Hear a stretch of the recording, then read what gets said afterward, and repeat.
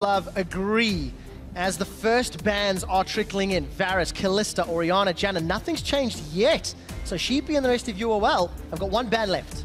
When Fnatic has run Protect the AD carry comms, they needed the Kalista to be there. So effectively by banning that, you shouldn't have to go for Janna and Lulu bans as well. Now Unicorns, they have to go for Elise, take the Shen away as well. So this is what we just talked about. Yep. What they could do on the first rotation, you steal away their potential flex pick of Shen, the global pressure that can also stop Hylissang from roaming, or at least make it harder for him because there's another global coming, and you get the stronger early jungler. So now if that Shen ends up being played top, yes, you may have a losing matchup in the Shen, but you fix that by adding Elise. If you have a losing matchup with somebody else, you fix that by adding the Shen. So you have more options, more band-aids to your problems, and then you at least put some pressure on Fnatic. This could open up for an aggressive assassin pick in the mid lane from Power Evil. Perhaps he wants to just counter pick right now and actually make it work, put some pressure on Febiven, perhaps an Ahri, something else. And if we see Alistar being taken away from Fnatic now, the normal #1 priority, Unicorns still have tons of support picks. They've run Annie in the past if they want to have a super aggressive all-in composition where you can use that Shen global as well to force fights. Annie could be your option. Otherwise, Thresh, Morgana's been the safer choices for Hylissang. We know he's so fantastic at landing these skill shots. I personally like him on Annie. I think he needs to be the playmaker. He needs to be the main engage for Unicorns of Love to set up these wombo combos they like to use. If you run a roaming support on Hylissang, though, I really don't like the Lucian. I think you need to have an AD carry that can fend for himself. The only one remaining on this list is pretty much Corki. Then you kind of run in the problem that you have to balance it out with AD damage, because otherwise people will stack too much armor. But I feel that you'd rather have that problem in the late game than have a problem in the early game already. Talking about the Olaf lock-in as well. There was whispers it could have been a flex for Fnatic. We expected it to go in Rain of his hands considering his summoner spells, but it's been used 3 times in split, and it's been used exceptionally well from Fnatic. And we've seen it top lane. We saw it yesterday from Odo Amne. We've seen it also in NA. It's a fantastic, strong top laner. And it is a great matchup into Olaf. When we talk about how do you get the stronger early game in that 2v2 up there, Olaf is going to be one of them. I think personally he's one of the strongest laners in the game. And of course, as you mentioned, it is that flex option. Now we have a bit of an adaptation here from the Unicorns. Instead of saying, okay, roaming support, so we pick an AD carry that fits. No, we pick Lucian and we pick a support that fits. Lucian Braum is an incredibly potent lane because the double shot obviously allows you to add 2 passives to the stack of Winter's Bite. You can go for stuns. Also, it has good peel, Braum, so when Fnatic is charging at you with that Sivir Olaf combination, you can block the axes, shut off their pathways with the Braum ultimate. So in that sense, skirmish heavy composition from Unicorns, but this might be better at least. Here's my concern though. You're building a composition around snowballing VODS. You give him a lane support that fits with him. You have Fnatic a Shen. will never see it coming. That's true. That's true. I mean, you're right now saying basically VODS, you need to win your lane. We're going to have the Shen coming down from top lane to assist you. We have the support that fits you in the laning phase as well. This is the guy who's gone even in almost every lane he's played. Exactly. And in all the preparation that Fnatic has done, they found out that VODS will always go even. So surprise, surprise. I mean, I don't think Fnatic is too afraid of this. I mean, look what they're drafting now. Yeah. Insane team fights on it. They're saying, okay, fair enough. You take the stronger level 1 jungler. We're not going to try and go for this 2v2 fight necessarily top lane right now. Instead, we're drafting for a heavy team fight composition around the mid game. Nash's Tooth on Azir. Rumble gets his magic penetration. And then we say, dragon fights? Yes, please. And I also remember Fnatic talking about the Olaf in the jungle. They always know they can get to late game. He prefers Olaf in certain circumstances. But when you combo him with the Sivir, which Fnatic have done all 3 times they've run that champion, I think it's going to work out. So Unicorns have rounded out their team composition. We are going back to a mid AP Israel. God damn it, Power of Evil. I hope that Smite changes. You know Runeglaive has changed, right? Well, I know I do, but I don't know if Power of Evil does. We are 5-14 for everybody that's at home. Runeglaive no longer works on minions. He's got 20 seconds to change it. I'm expecting it to change. Doesn't convert to magic damage either for him. I mean, we have seen some 80 Ezreals. Even if it worked, the problem I have with this pick is that it is, again, it's like it's the same. Poke and wait while your entire team wants to go in and skirmish. Yes, Fnatic may be running this like Exodia-esque teamfight composition where they will just annihilate you around dragons, but you kind of opt in for that anyways when you go full-on China style, when you run Lucian Braum, Shen Elise early, like when you want all this aggressive CC coming out, and then Ezreal. And now you also have less wave clear coming from the mid lane compared to last game. You also have longer scaling time because, again, you really need at least 2 items completed before you can start having an impact on this Ezreal. So you make everything slower for yourself in the mid lane, which was one of the problems in the last game as well. Does this not signal a problem with Power of Evil's champion pool? It's something that we have talked about throughout the split, and PoE continues to trend for those scaling mid laners. He's not had a chance to use them in game 1. It's game 2. We'll find out if it'll work this time. Unicorns of Love looking to even out the score 1-1 in their semi-final. And let's of course highlight that AP Israel was always a thing. Like you could always build AP Israel. There was more than just a Rune Glaive. There was just a massive buff to him. Yeah, when Rune Glaive came out, everyone's like, oh, that ultimate deals so much damage. Yeah, it's like it always did that so much damage, guys. It's not like he's gonna be borderline useless, except for the first 25-30 minutes. And Is that all? Well, in that case, I think we can go home and we just write this quickly, game off for the Unicorns. It took 26 minutes for Fnatic to beat Unicorns in game 1 of the series. It took Fnatic 22 minutes to beat Unicorns in week 9. I'm just trying to be positive. I don't like the pick. I think it's horrible. Are you a way of being positive? Jesus Christ. That's my split personality right here. We have the positive one and the not so positive one. All right, let's go over these compositions though. So even Fnatic, dropped my pen in anger. It's not your day, is it, Deficio? Fnatic, they're running teamfight composition where they really want to posture around these objectives and then pop the Sivir ulti. If they can send in the Alistar for the combo, you know, Olaf speed up. Traditionally though, they paired Olaf with a Lulu, so they could at least use Wild Growth on him, speed him up even more, and just making this one-man army, almost Darius-esque in the way TSM did it. This time he's a little squishier, so if he gets a little too aggressive or too ahead of himself, he can get blown up immediately. And we have follow-up peel coming out of the Braum from Hylissang. Which is why we might see Fnatic in these fights here use the Sivir ulti a bit more defensive in terms of we can kite back, because again we have the Nash's Tooth, Rylai is coming in from the Zia, fantastic kite, and then Rumble ulti as well as in terms of disengage. And looking at that Rumble, comboed with Reignover in the 2v2, we keep talking about the impact of the jungler plus top laner. It looks like we're going to have standard lanes again, so what are these 2v2s telling us? It's a very interesting 2v2 in terms of who gets to jump on the other person, because there's a wealth of CC coming out of Shen and Elise, and a good amount of damage. Shen not so much, Elise does have a damage, but if they overreach and they get punished by a couple of axes and the Flame Splitter from Rumble, they can get grilled immediately. So interesting 2v2, but there's an option at least for winning it this time on the side of UOL. I would honestly have loved to see Fnatic for that exact reason, and also for the reason that Shen is in the top lane. I would like to see Fnatic just have lane swap right here, because Shen is a top laner that requires a strong early game to get that early level 6, get an early tanky item, and then start using that pressure on the other lanes. You can shut that down very effective in a lane swap with a low ecom top lane and Rumble, of course. You obviously don't know if Fnatic predicted a predictive lane swap by Unicorns and just decided to go bot lane. They are incredibly good at going even though, however, Lucian Barm should be able to find an opening here. And the added pressure of Winter's Bite early as a zoning tool has allowed the Unicorns to push in. So right now they have a pushing, winning matchup in the bot lane at least. Mid lane is obviously even farm fest on Ezreal into Azir. So again, they'll have to be watching top lane. Yeah, we're gonna have to see what Horror can do in this at least. Can he shut down Reignover in the early game? Use that to go for Huni. You have the Shen turned into Cocoon, that's a fantastic CC chain. And with the strong base stats of a Shen, you have good enough damage in the early game to take him down. I want to see if this ends up hurting Fnatic then, that they took standard lanes. Was it too greedy possibly? Or do they say, you know what, we can handle this, we just need some early vision to spot Horror, and then our laners are going to be fine. As it stands, Fnatic are going even in bottom and mid lane. Huni's earned himself a small advantage over Chachi top, which you somewhat expect, and the wave is pushing away from Reckless and Yellow Star. Down bottom. And they need to be careful now, because look what Reignover is doing again. He takes early Rift Scuttle on top side, and he early wards here to see, okay, Horror, the Raptor camp is gone, so we know he's taken it, and we haven't spotted him so far in 3 wards. He's going to be bot side, so be careful with this wave pushing up towards Unicorns. And while junglers are doing the exact same thing mirrored across the map, I feel there's more value out of what Reignover is doing, because he's protecting the a lot weaker, easily gankable top lane. The added Rift Scuttler and just some extra vision in the bottom isn't really going to matter, because it is so unlikely that Reignover is going to gank his lane bottom early, let alone mid lane from the right side, very passive Ezreal. So the vision in the top half of the map is just more valuable for both teams. And you have the guaranteed CC in top in the Shen Taunt, compared to where you got to stack up on the Braum first. You also have double wards obviously on the bottom side with 2 trinkets, so it will always be harder.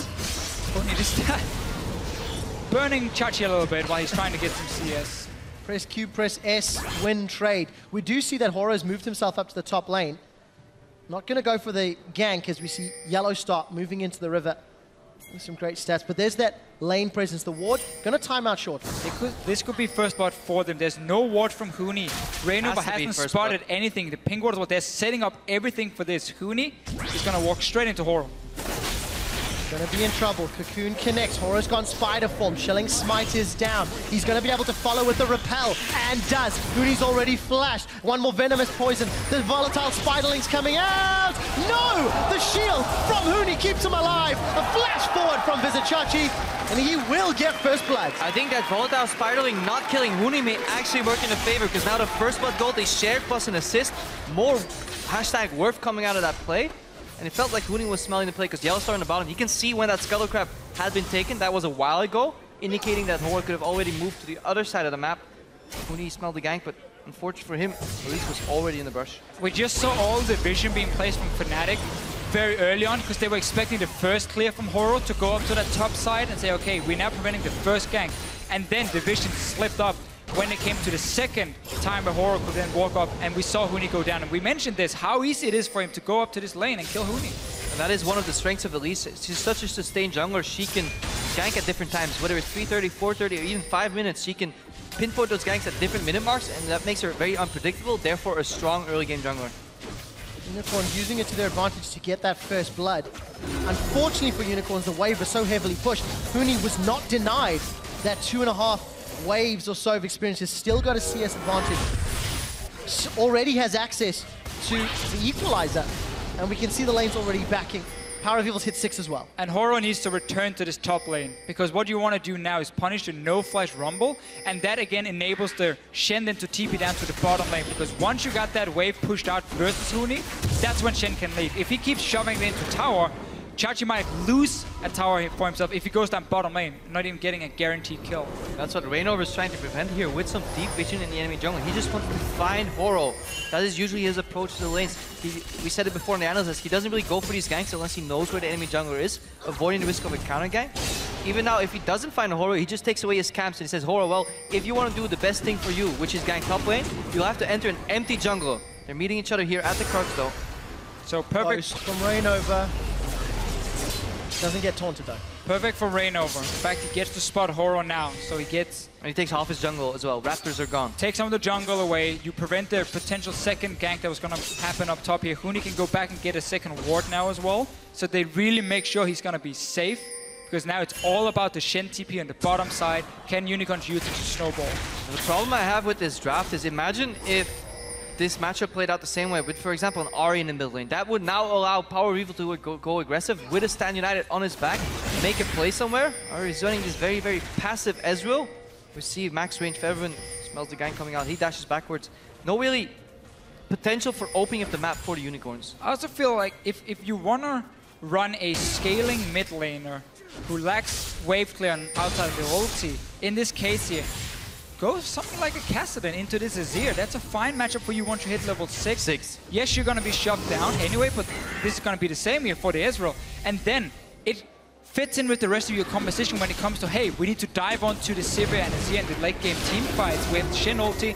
That would fit in a lot better than a long range poke champion. We have to see though what Power of Evil can do late in the game. Well, we saw Power of Evil throw out that True Shot Barrage to try and either steal the Raptors or maybe get a surprise kill on Rainover. There was some deep wards around the red buff of Fnatic from UOL, giving them some information to work with. There is a cleanse on Feathervin, and it's used this time around as opposed to heal from game 1 of the series. And we see Horo, he's picked up an early Sightstone on his first back. Rainover already got that Cinderholt completed. So everybody farming their way up. We're a minute away from what was a 3,000 gold lead for Fnatic in game 1. UOL, their stronger lanes are doing better this time around. Horo now picks up the Scuttle Crab, top side of the river. A lot better deep vision coming out of Unicorns of Love, and that is the result of these winning lanes in terms of pressure. Yes, the CS might be even this game. Notorious, Reckless, and VODS obviously for going even in CS at the 10-minute mark. However, this time Unicorns were pushing. This allowed them some deep work, some more information, and this holds Fnatic in check. They're no longer getting caught off guard as much. Remember, Fnatic is comfortable playing this game. They're only down 600 gold. We've seen teams get ahead 7,000 gold and still not beat Fnatic, so Unicorns will need to do more. It's just all built around Oro on this Elise. It was testing the waters in game 1. Does Rain overplay it? Yes, it is okay. We take it early rotation the next game, and it's paying off. He's a lot more active on the map. He doesn't have to really be so afraid of the Olaf, as we saw in the last matchup. Still, though, for Unicorns, they are looking to scale up Power Weevil and then try and set up this TP with the Shen. They haven't been able to use it yet because the lanes on the bottom side are so passive. It's just clear the waves, go back. Don't try any fights or any ganks when you know Shen can join. And for Fnatic, I don't think they'll mind that too much. Get Huni close to level 11, wait till they can group up as a team, because we've highlighted the strength of the Fnatic team comp. No dragons taken yet, 10 minutes in. Neither team has had control of the bottom half of the map just yet. This is the Fnatic early game we've seen so often in Summer Split. The low-risk early game. You don't have to go aggressive. You don't have to go for a crazy gank if you think there's a chance of a counter gank coming in from the Unicorns. So we just sit and farm. We wait for team fights where they have been the best team in Europe. And they usually wait for the enemy team overreaching and then punishing that by a teleport from Huni. This could be the case right here. We see Horo lurking in that brush. For another Silver lane. Huni is prompted. He's ganking a Silver lane, and that is one of the... Alistar Silver is the pinnacle of net neutral lanes, because Yellow Star will never go in for that combo unless he's absolutely sure he can't get counter gank. He gets popped right now, but he still has ultimate. That's why Horo is not coming out of that brush. Also doesn't know if the next brush is warded or not, so he doesn't want to step in. Still waiting there. This is only gonna work if Unicorn set up a dive with the Shen, but that's how, again, against an Alistar. Also, if Unicorn start randomly here, really shoving the wave. Hit a minion! He's dragging the minions to the wrong side. He wants to move reckless towards the brush, but you can't do that if you have minions on you, especially Horo as well. He could have actually had an angle on the Cocoon slightly earlier, but the play is too forced, and eventually Spell shield as well. If you change these laning behaviors, I can almost guarantee that VODS and Hillsing have not been playing like that in the laning phase so far. Therefore, Reckless and Yellowstar were likely aware that Elise was in that brush. But that's why it would be way too predictable if that was ever gonna work. If VODS starts randomly hard shuffling the wave, obviously they're gonna call, okay, Shen is gonna join in. Chachi now, he's in trouble. I think he's dead, Deficio. Undertow. And kill credit to Featherbear. Probably even better. So one of the things you can do with this Nashus early is you can fast push your waves so effectively against an Ezreal who has to use his ulti to clear the waves out. You can just shove it in and leave. Notice how Featherbear is going to return before the wave even hits his tower. And this is the way plays turn out to be in League of Legends when it goes over multiple minutes. The play that was done here by Fnatic, which is moving 3 members to the top side, was set in motion by the Unicorns. By camping that bot lane, by using your resources so hard on the bottom side of the map, this leaves you exposed in the top side of the map. Perhaps not immediately, but 30-40 seconds later, Fnatic punished the top lane, punished that lane from GG Chachi, and obviously he can't stand United himself, unlike other lanes, so he has to be safe. And that's why I think it's a mistake from Horo trying to gank that top lane. You need to gank the lane with the Shen, so you open up for the Shen to come down to that bottom lane. Use pink wards on the top side.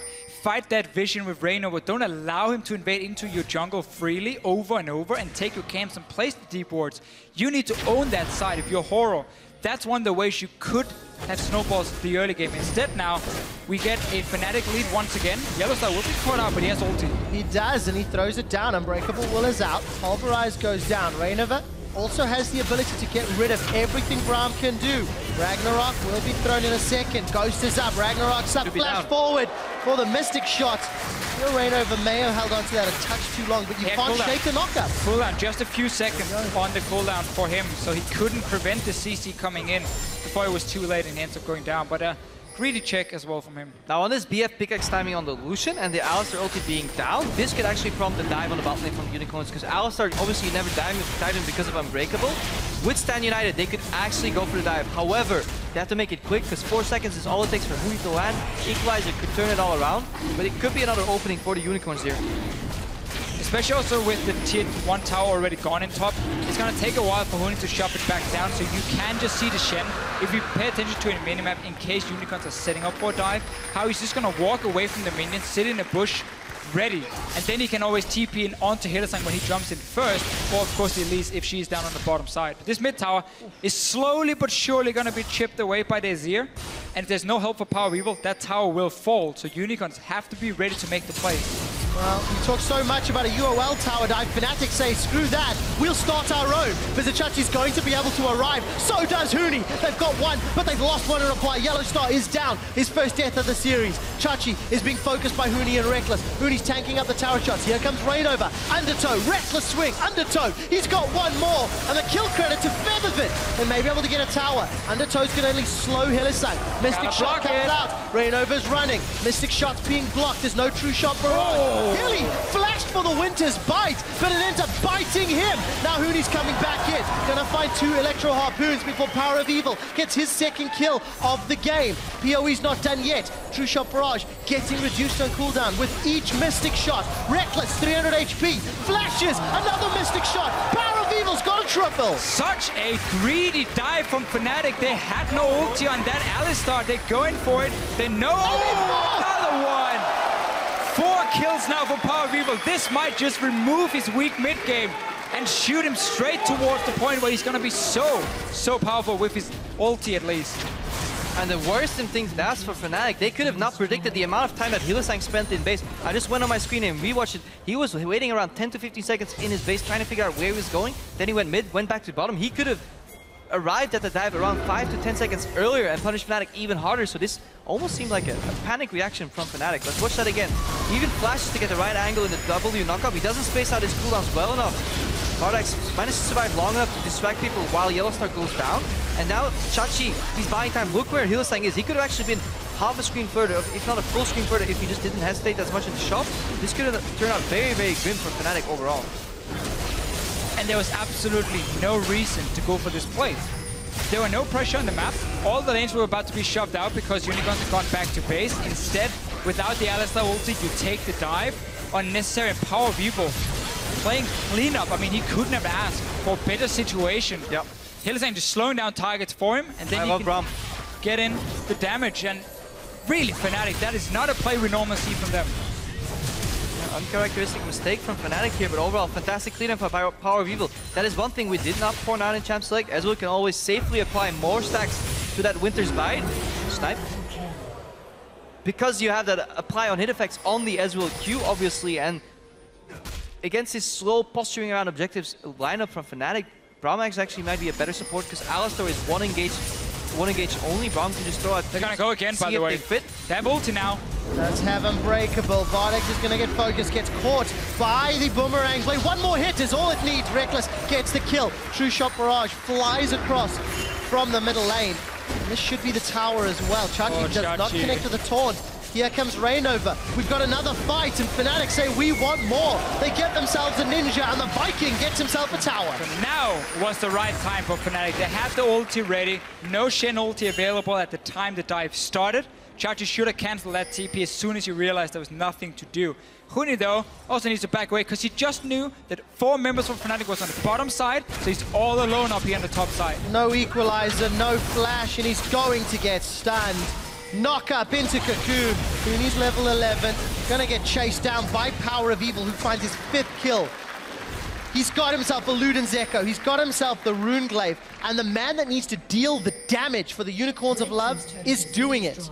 The cost of that kill was, of course, the tower in the mid lane. And you can see the damage, team damage distribution here. The plays that were winning Unicorns of Love the games against Rocket was Horo and Hylissang working together on these roams, applying crowd control effects. And that's what we're gonna need to see more from the Unicorns. Catch these Fnatic members off guard. Let Power Eagle roll. Finally, he's having some impact in other lanes. That's what he didn't have game 1. See more of that. Still, again, Huni overextending. You invest 4 guys on the bottom side. You have one job as a top laner. You run. You don't try and overextend your own lane. You can't keep pushing multiple lanes at once because Unicorns will just walk up and gank you. But this build here from Power of Evil, it is so outdated. I mean, remember the Luden's Echo change that happened, so it didn't proc on Rune Glaive as well. So we saw the APS will start simply skip Luden's Echo, it just went straight for Death Cap. He's not going back to it anyway because his damage is mainly going to come from his W, his E, and his ulti, where the Luden's Echo will proc. It still takes more time to stack it up and be effective.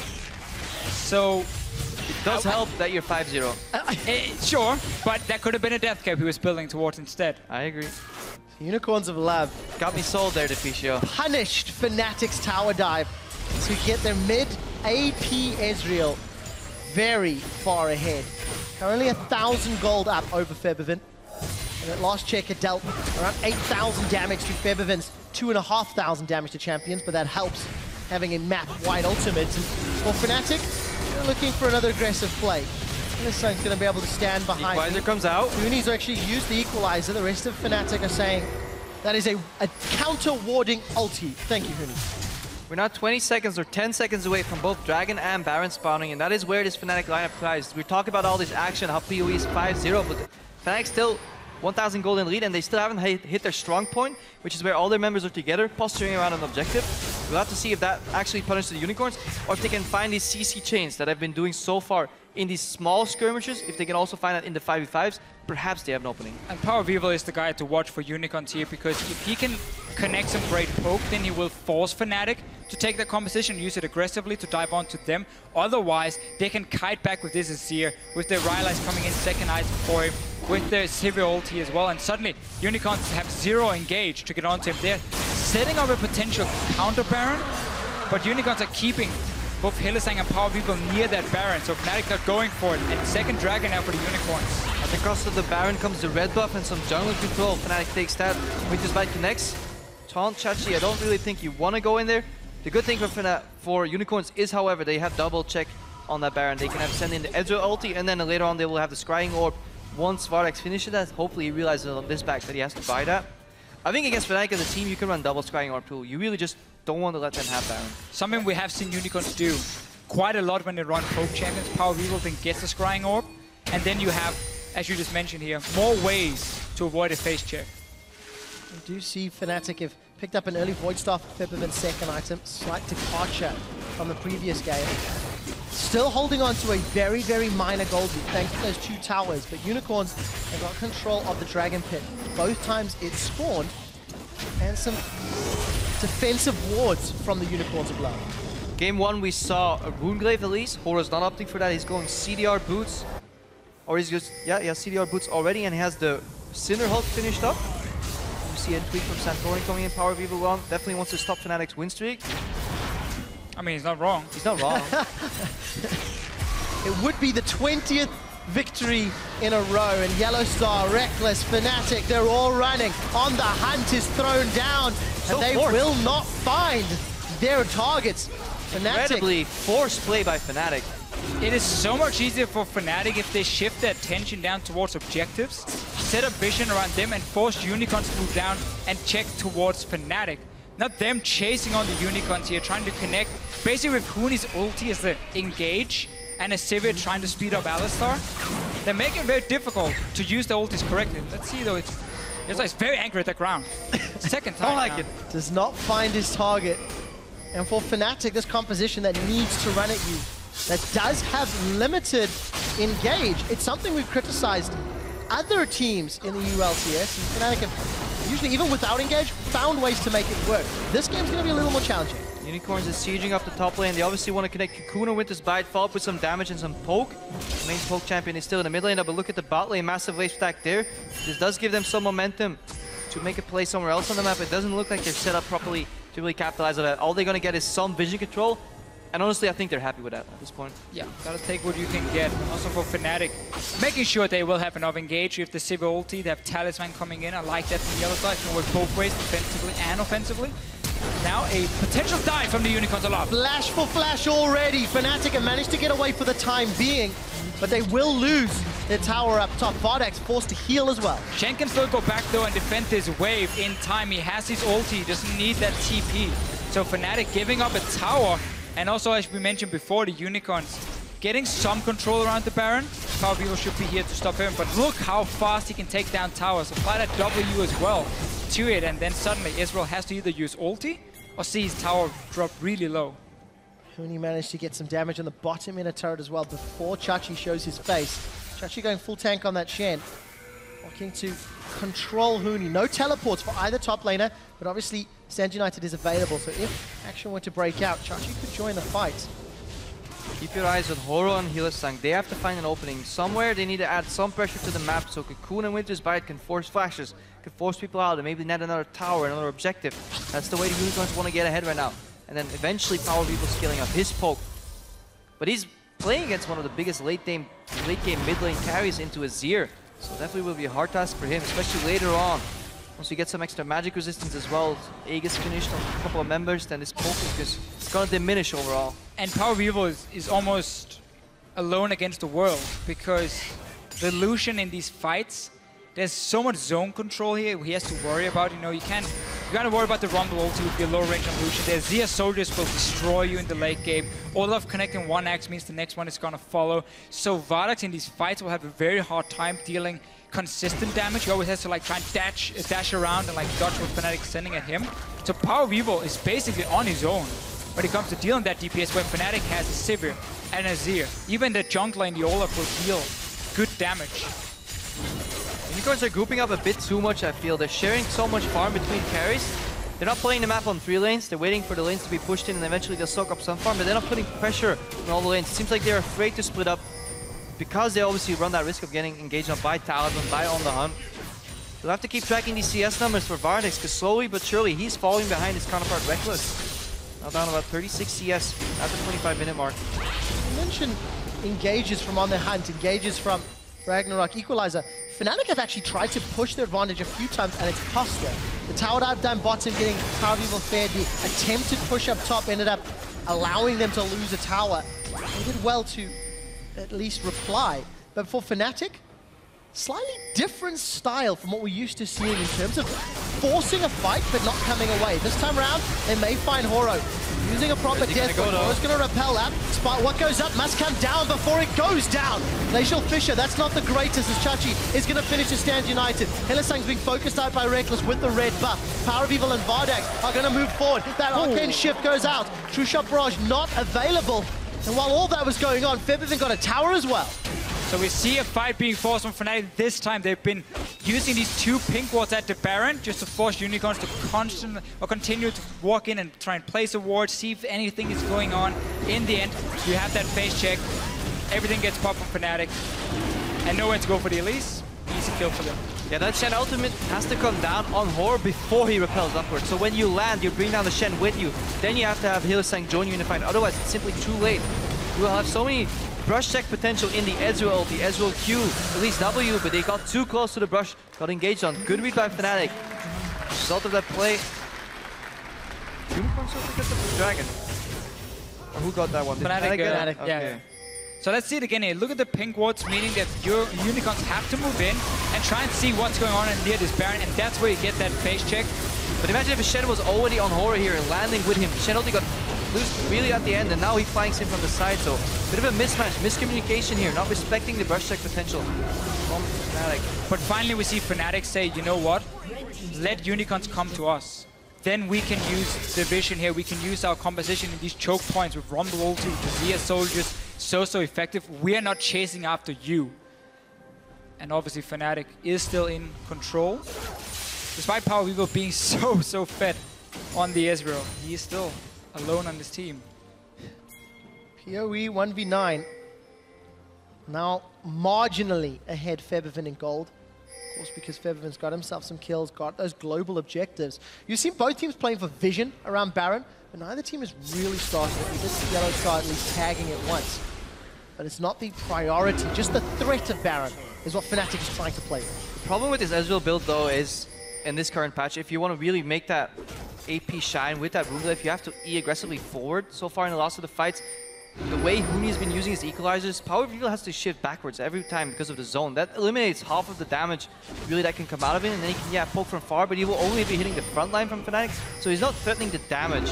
Fnatic's just tearing through Unicorns with a lot of front line. They really need to connect TC immediately and blow them up, because sustained damage over time, Fnatic has the edge. And it was just why AP Ezreal as a pick before Runeglaive wasn't really used, because it's more like, hey, I need to like one-shot one target, because you have fairly long cooldown on the rest of your abilities. Yep. Then suddenly you could start using your Q. Runeglaive is great. Here's an engage from Fnatic. Once again, can they find a target? You can if you get the pulverize. Hylissang throws out his ulti. The Stand United not going to complete. That means Chachi can't arrive. Fnatic have got 2 kills. They found a third, spreading him across the team, and they're going to set up for base. VODS, why were you not with your team? Well, the thing is, even if it was with this team here, Fnatic, they have so much engaged now with Sivir ulti, Talisman, the Olaf who can run with the tanks, tank items in the front, and Unicorns of Love. I don't know how they want to win a team fight with this composition as well. Unless Power Weaver can single out a target before it even starts, they simply won't have the damage. Unicorns' level 1 composition is built around skirmishes in smaller numbers, letting that CC count, keep somebody locked down. Don't allow them to do so much damage. Look how quick that Baron goes down, and Fnatic right now, it's a stampede. They're just finding a target, and eventually they don't really care who they go for. Yellowstar here right now goes in, pops ultimate, then goes for a combo on Hylissang. As long as he gets the support, and look at Power Weaver, has to shift backwards, gets axed in as well. Even Shen ultimate doesn't come down in time because the equalizer is just literally burning him alive. There's nothing he can do. It's too much damage and too much mobility coming out of this Fnatic lineup. But at least VODS took down the Crux. Something. We got some adaptation as well for Unicorns in the pick and ban phase. Shen Elise came in the first rotation. More focus on the early game. It was a pick here on Reignover. Better. Let's see. Reignover does have ulti ready. Unicorns still holding steady. Their super minions pouring from the middle lane. They can't just sit here. It's almost a cliche. If you get behind against Fnatic, what do you do? Pull a Fnatic on them. Not gonna work this time, boys. Oh, set up. May actually do. In the world. 3 members stuck in the mid lane. Olaf, Azir, and Rumble are still looking to join. Yellowstar wants to peel as long as he can. Yellowstar. Now this might be rough. Fnatic might just simply out-rotate Unicorns here. Who's ganking who? We're swapping sides. There's no on the hunt. Reignover gets caught. Ragnarok will get thrown down. Ghosts up as well. The engage finds Power of Evil. With him out the fight, a lot of the damage is removed. VODS gets crit down. Double kill comes in for Reckless. They will find an ace with super minions in the base. Fnatic looks to find their 20th win in summer. Slower early game for Fnatic. A few mistakes, honestly, with the dive they had early on. But as soon as we got to these team fights around the Baron, they started using the ping wards. They got their mobility build up. Well, then Unicorns of Love and their comp simply had nothing to do in these fights. Fnatic continue their undefeated streak in the European LCS and are 1 game away from guaranteeing an appearance in the World Championships. How does one stop this Fnatic roster? Where's the weaknesses? The only real mistakes we've seen so far this game is Fnatic overreaching, putting themselves in the dumpster almost, going for that stupid tower dive. Not even stupid, it was a decent idea. Risky tower dive.